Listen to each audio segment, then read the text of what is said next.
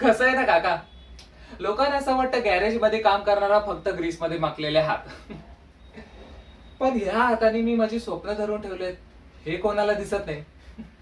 मी सकाळपासून संध्याकाळपर्यंत लोकांचे फक्त गाड्या दुरुस्त करतो, पण माझ्या आयुष्याचं इंजिन अजूनही बंदच पडलेलं आहे.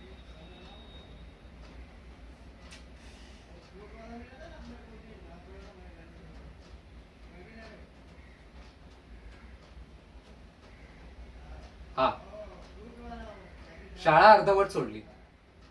घरची परिस्थितीच तशी होती. बाबांनी ते एकच सांगितलं, काम कर.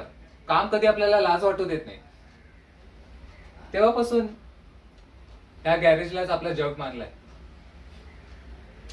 काका, एखादी मोठी गाडी आली ना, तर त्या गाडीचा मला 2 मिनिटं शांत पण उभा राहत नाही. पण मी तास तिच्या आवाजाकडे कान देऊन असतो, कारण मला माहितीये छोटीशी चूकही कोणाचाही प्रवास थांबवू शकते. हा, माझे हात काळे असतील, कपड्यांना ग्रीस लागलेला असेल,